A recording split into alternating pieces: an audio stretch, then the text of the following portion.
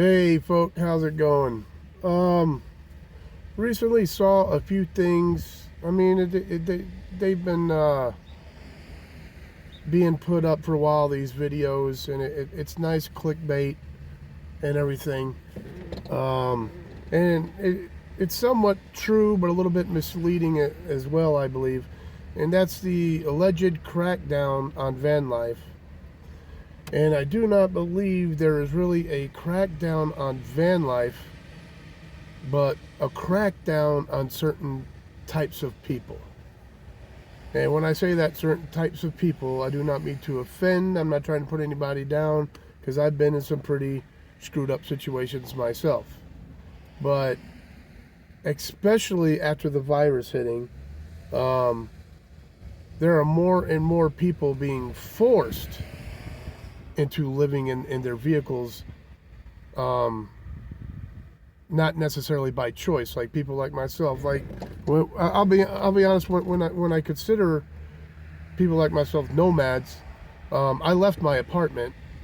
I had my own apartment in Connecticut. I moved to Ohio to help take care of my daughter for a while. I had an apartment there, and I gave up these apartments. So I've had places, but some people, in my opinion, look at nomads as necessarily like they're homeless, and I don't believe that's the same as people who have done it, who have been forced into this. People like me who choose to live in a van and are nomads, I don't believe are homeless, because this is my home, and I choose to make this my home. Where due to unfortunate reasons, whether they've lost their job, whether they've got substance abuse problems or whatever, those people are more forced into living into their vehicle.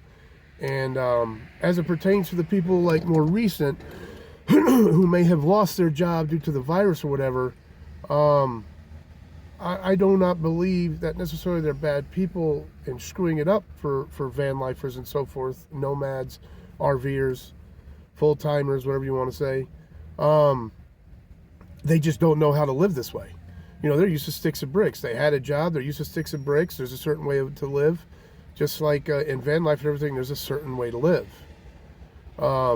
Most people in van life know you don't park, and if you're going to park in a Walmart, especially if you're like urban boondocking, I do a lot of urban boondocking.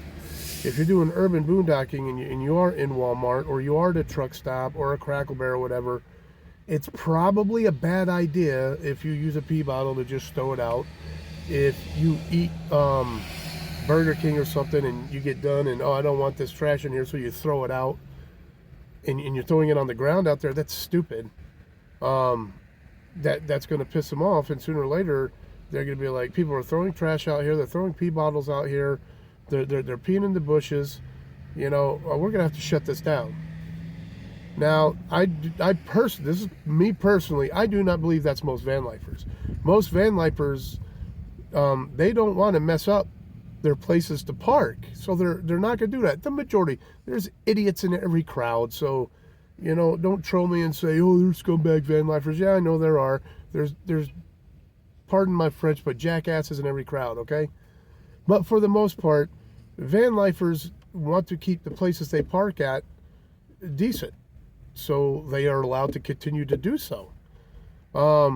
You got people with substance abuse problems, people who are homeless, this and that, for bad decisions. You've got to take it to the, you've got to look at, that's just the type of person they are.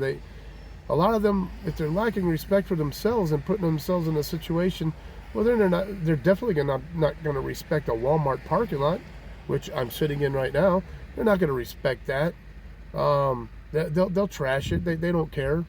They've trashed their lives. They've trashed their homes that they had. Probably have been kicked out, and they're just going to continue trashing everywhere they go.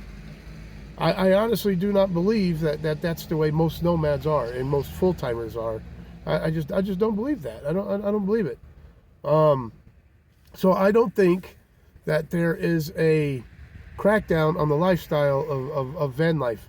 As a matter of fact, I think a lot of people think it's cool, and I think they're curious of it. I mean, I get questions a lot.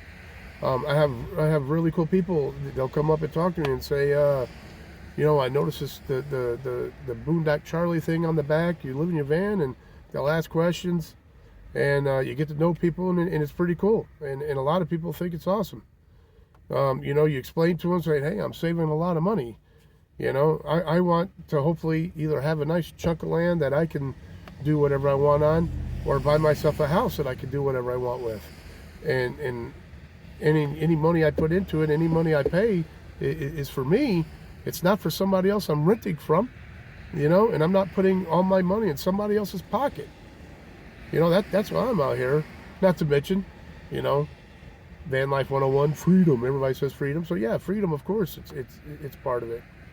But people, I think, are actually interested and curious about this type of life. I mean, you look on YouTube and you see the big YouTubers with like 100,000 subs, 50,000 subs, 20,000 subs, which I'm hoping to get there someday. So please like and subscribe. But for the most part, I disagree that there's a crackdown on van life.